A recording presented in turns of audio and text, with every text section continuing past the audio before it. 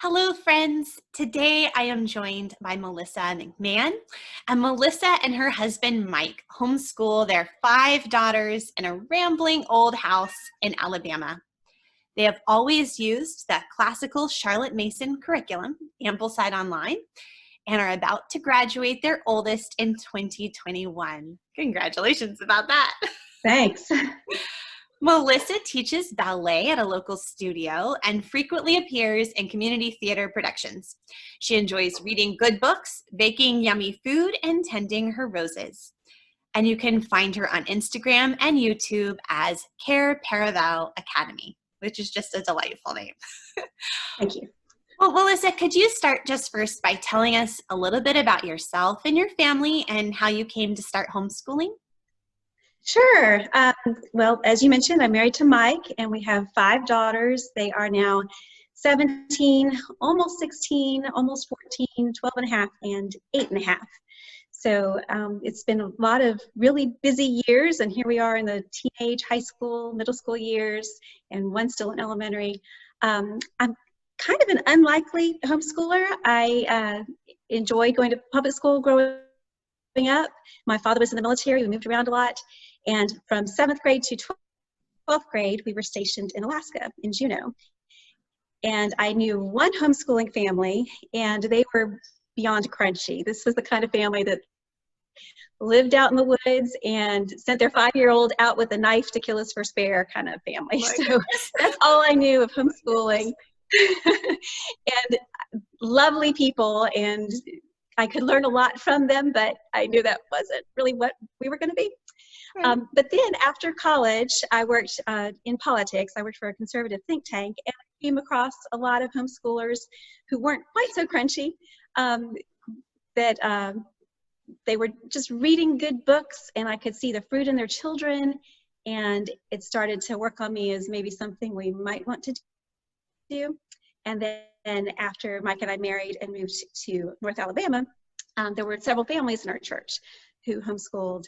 And through that, before I ever had children of my own or when they were really little, I became a tutor to some homeschool girls in high school and then also some boys. And I tutored them. And my first student is now a mom of 4 homeschooling herself. So I kind of feel almost like a grandma homeschooler and being able to see some of the fruit of that labor. So I was able to see it first really from the high school level, and then started with my little one when she would turn, well, really 4 or 5 was when we kind of started, when I discovered Charlotte Mason. And we've just done it ever since. We've always taken it year by year and child by child. And I'm as surprised as anyone that we're still here and still doing this. I guess it's official. I guess we're really homeschoolers now. Yeah, There's still no knives and bears or anything like that. So. But homeschoolers come in all different flavors, as you know. And I'm glad that my mind was open enough to meet other people and to see the different ways that homeschooling could be done. And of course, our family doesn't look like anybody else, and they don't look like us. And that's the beauty of it, is that we've got the flexibility and the freedom to tailor our kids' education for what they need. Absolutely. And I don't know if you know this, but I'm actually a 2nd-generation homeschooler. Yes. And so it is so much fun to me to see the wide variety, even more so now than there were when I was a student myself, because I do love that about homeschooling, how we're really able to find the ways to apply principles in non-rigid ways to make them fit our own families, our own unique circumstances, our own unique children. And it's really a beautiful part of homeschooling. And so many resources are available now that I know your parents didn't have, but are available to homeschoolers now. And so there's just that wide variety. It is such a blessing that I don't know that our generation of homeschoolers really appreciates as well as your parents and others of that generation. I know. I mean, how did they homeschool without the internet? I'm very impressed. Yeah. Library card. Right. Yeah. Well, you mentioned earlier that when you started homeschooling your oldest when she was little, that was around the time that you had discovered Charlotte Mason. So that was something I wanted to ask. Had you always sort of pursued a Charlotte Mason education? Did you start right away with Ambleside Online, or how has your homeschool philosophy kind of grown over the years? Well, when I first heard of Charlotte Mason, it was in kind of a derogatory way, to be honest. It was introduced to me as Oh, that's just children who go out and play in the wildflowers all day and they don't learn any math or science. And I didn't know to look any further, so I was just looking at other types of ways to homeschool my children. And then through a variety of means, I came upon other people who were actually knew what Charlotte Mason had written, which is not children playing around in wildflowers and not learning math and science, and reading her own volumes. And so that was the inspiration for me. And I found Ambleside Online early on, for which I'm really grateful. There are lots of good Charlotte Mason curricula out there, and I was just glad to find Ambleside early on, and we just always stuck with it. I love the generous spirit behind it of the women who have been there and done that and have put together this curriculum for all to enjoy freely, and the supportive group that's there now of fellow moms who are trying to help each other in this path. So we've just always stuck with that. Anytime that I've kind of strayed or kind of looked to see if the grass is greener, I can see the value in different things, but I've really appreciated the whole of Ambleside. You can certainly pick and choose and cobble together whatever works for your family. I just didn't have that energy to do that, so I was really glad to have it all put together for me and tried and true, and books that I loved. And that was one part too, is that I was almost sold, and then I looked at the upper years, and then I was completely sold because they are so beautiful. And right now I've been preparing for my oldest to be in year 12, so I've been able to pre-read her books, which is the best perk of being a homeschool mom, is being able to pre-read and call it work. And it's just a wonderful way to send your kid off into the world with the way that they have set up year 12. You don't have to do year 12, but it's a wonderful capstone for any student who's about to head off to college or wherever else.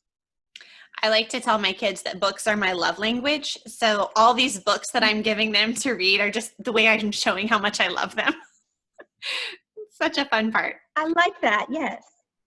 Well, what do you especially love about Charlotte Mason classical education? You've mentioned a few things, but is there anything else that you would bring up? Well, I think, and going back to, you asked what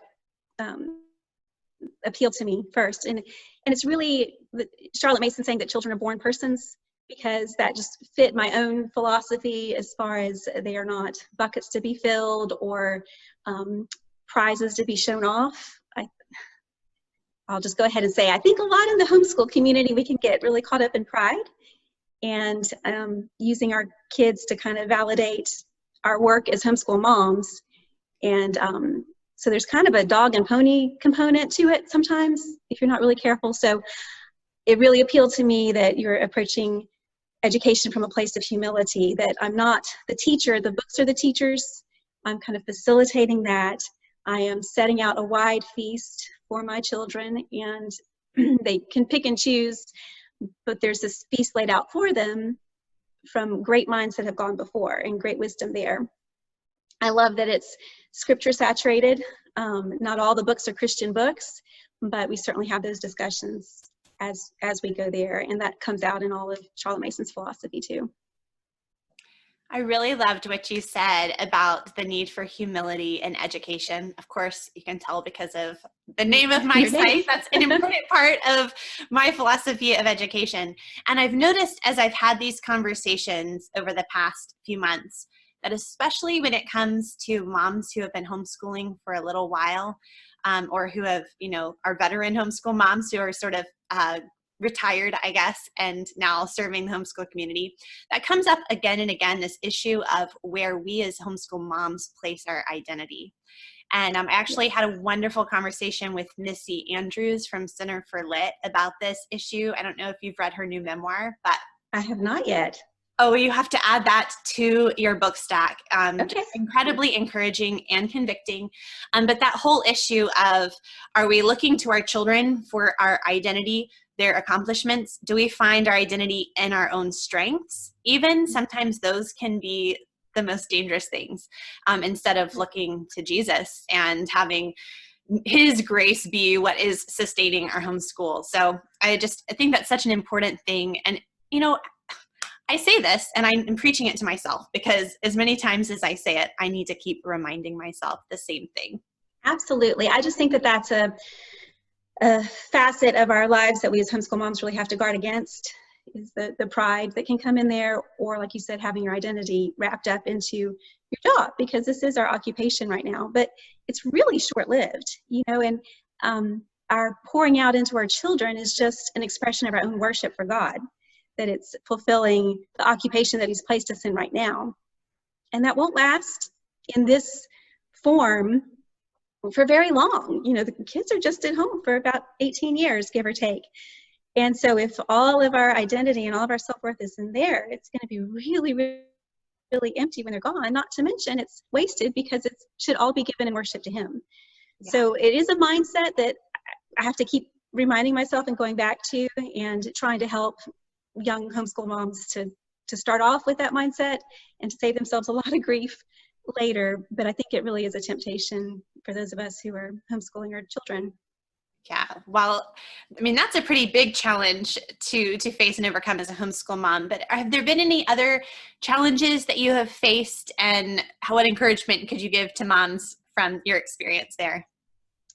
Yeah, I mean, part of it is not making it your identity. I've always been really careful to say I'm not a homeschooler, I'm a mom who homeschools.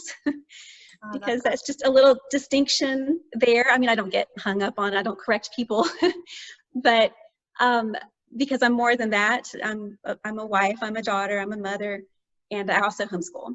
And trying to, of course, it was much harder when they were all really little, but trying to keep my own interests that are outside of my children. Of course, that is my main ministry right now, is to my family, but staying involved with our local church, finding other ways that I can minister to other people in the community, and also that my children can see what it looks like to be an adult, and especially an adult woman. They might not be married, they might not have children, they might not homeschool their children. So I don't want them to have their only example of an adult woman as a homeschooling mom, because that might not be what they do. So I want to show them a full life, and a life that continues to be educated, back to the humility, knowing that just because I have a degree doesn't mean that I'm done being educated, and I don't want them to ever think that either. And so they need to see my husband and me also learning and valuing our own education that continues through all of our lives. But as far as particular challenges, my first 4 children were born in 4.5 years, and then we had a 4-year break, and then the baby, our dessert, came. And so having them so close has been a great blessing, but it's also been a challenge not to view them as a clump, and especially since they're all girls and they have similar interests, but to really see them as individual people. They're born persons with individual needs. We've done the same curriculum pretty much for each of them, but it has been a challenge to make sure that it is tailored to each one according to her own strengths and weaknesses, and to know them well, and to not just see them as a clump, because I think that can be a tendency for families who have children really close together like we did. Yeah, it's something that we talk about here is like wanting to have individual relationships with each child. And that doesn't necessarily mean that you have individual one-on-one time with them every single day, because it's impossible. I mean, as a mom of 5, I don't know that I could necessarily meet every single child, every single need, every single day. But if I think of it more across the whole week, and I make sure everyone has good connection over the course of the week, that's I think a more encouraging way to approach it, so I'm not overwhelmed. Right. Well, for moms of many, what encouragement or strategies can you offer as they seek to educate all of their children well, especially balancing the discussions you're going to want to have with older children while you might still have little people running around? Right. We have instituted a morning time symposium, we call it, and that was through the Finding Cindy Rollins and her blog years and years ago, who also, I think, sent me in the way of Ambleside many years ago. So that's been a way that we can do some subjects together while they each have their own years that they work on. And I did elect to let them have their own years, again, to make sure that they were challenged how they needed to be, and not overwhelmed, though there are some subjects that we do together, and having that morning time lets us be together. I know a lot of people will really want to do the history stream, have amongst the family, and that may be, and that's a great reason to do that. But I have found that because everybody has her own year, I think we actually have more conversations because we're learning about different things all the time. The older ones can remember the things that they learned that the little ones are reading now, and the little ones have things to look forward to. And it's kind of like if you go on vacation with a whole group of people, like your family, and you're doing the same thing every day, and then you get to dinner, and then there's nothing to talk about because you've all been together all day long. So I kind of see education a little bit like that, in that we've all been different places throughout the day. So then at dinner, we can all talk about those places and perhaps even have richer conversations because of that and make different connections. So that's one thing that we've chosen to do that I've been really, really glad about. Also, like you said, finding those moments that we can be with each child as much as we can. We had a wise father told us when we had very little children, never run an errand by yourself, which when he said that, I just died a little bit inside because errand running was my chance to be by myself. But he was so right. So anytime we would go to the grocery store, back in the days when we would do such things, I would say, who wants to go with me? And just to take one person, just 10 minutes in the car can be what she needs to have a good conversation. It doesn't have to be deep, but just to connect with that child one-on-one. So that's been a practical way we've done things. Last year, this was a fun thing I did, and I would love for everybody to be able to do this, and we just kind of happened into it. I'd always wanted to take my kids to London to see all the historical sites, and I thought it might be a graduation gift. And last February, I was looking online and found some amazing plane fares. So I went ahead and bought 3 tickets and took my then 16-year-old and 15-year-old to London, the 3 of us. And so I plan to do that again with my other children, Lord willing, and can find the same good prices. Right. It was a wonderful trip because we could just have fun together. It was tied in with school because we had done the research. We knew what we were going to see. We called it a field trip, but it was just very bonding. Ever. Right. It was bonding for us, and it was just a lovely, lovely time. And I'm glad we did it then for their sophomore and junior years, because things are getting so much busier now. It'd be much harder to do. And well, of course, now with travel stuff right now. So I'm very thankful we did that, and I look forward to doing that with the other children too. But it doesn't have to be as big as London, but maybe being able to take some trips on the side with 1 or 2 children to just have fun with them too, because you're not just homeschooling, you are mom too, and start to build the relationships in those ways is really valuable, I think. Oh, that is such a wonderful encouragement to remember, especially when you're in the thick of it and you're just trying to get everybody to do what you have on their list and check it off and move to the next thing and keep the ball rolling, to not lose sight of that relationship that is mother-child, that is, much bigger than just the homeschool part of our day. Absolutely. And I have found too, I don't pre-read everything now they're older because there's just so much. But I try to at least have read 1 or 2 books from each term that the girls are reading on their own, so that we can get into deeper discussions of that. And, if you start that when your child is year 7 or so, and just stay a little bit ahead of her or him, then that's manageable. And I've even seen parents try to do it, if you need something to read when they're in 1st grade, go ahead and read what's going to be some of their future school books so that you can have that and be able to discuss it with them. And that has added a different element because we're both approaching the book humbly and as learners. And there's camaraderie in that. There's a discipleship element in that we're both sitting at the feet of this teacher. And I think it's valuable for them to see that I am approaching the work in the same way. And it's certainly helpful for me to see them as fellow co-learners, that they are officially in school. I'm not officially in school, but we're all learning from these books, and we will continue to all of our lives. Well, that leads me to a question that I've been asking all my guests this season. What are you reading right now? Well, every year I read Pride and Prejudice every summer, and I've been doing that since I was 14. So this is my 34th reading of Pride and Prejudice. So that's my fun book for the summer. I'm also reading A Tree Grows in Brooklyn. I've never read that before, and it's delightful. And I have a list of books that I know will be so delightful that I don't want to read them yet because I want to anticipate them. But now that I am getting older, I'm thinking maybe I need to get into this list. So I just discovered P.G. Wodehouse.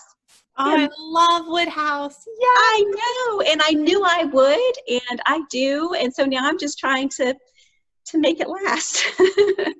Well, thankfully there are quite a few Wodehouse books, so you have a little bit of Right. But yeah, they're so delightful. I love them. Yes. Oh, you know what? I'm gonna have to get out my Wodehouse again. I have been going deep back into comfort rereading in 2020. So I think I've almost finished rereading all of the Lord Peter books. And fun. but I guess now that those are about done, I'll have to go dig out my old Wodehouse as well. It's a nice distraction in this day and age. Good fun. Yes. Well, my final question for you is, if you're talking to a new homeschool parent, I know there are lots of new homeschool moms and dads this fall, maybe even unexpectedly homeschooling. What would you say to that new homeschool parent? I would encourage them to figure out why they want to homeschool. I think it's oftentimes people go into homeschooling out of fear, and that's not a great reason. So to think of the positives of why you want to homeschool, figure out the philosophy of the whys, what you want this to look like, what your goals are in that for the whole family, not just for that individual child. To think about the bigger picture a little bit more, I think especially right now in the summer of 2020, when people just aren't sure of what the world is going to look like, there is a lot of fear there, and I think that is driving some people to homeschool. And I think that's great if they were already kind of thinking of homeschooling. This was just kind of the push that pushed them into it. But I would hate for anybody to fall into it without really giving it some thought and seeing the positives for it, and to see it as a positive action and not a negative action. So that's usually my first piece of advice. I've got a bunch of advice, but I try not to give it all at once. Well, if people want to hear more of your words of wisdom, where can they find you online? Well, I don't know about wisdom, but I do try to share some tips of what works for our family. I'm on Instagram, Care Paravel Academy, and I just fell into making YouTube videos this summer. We had a local lady who was putting together a homeschool conference, and then it had to go virtual, so she asked me to do a couple of talks, and they went on YouTube, and I figured, well, I've got more to say, so it's Care Paravel Academy on YouTube also. Great, and I will have those linked up over at the show notes at humilityanddoxology.com. Thank you, Melissa, so much for joining me today.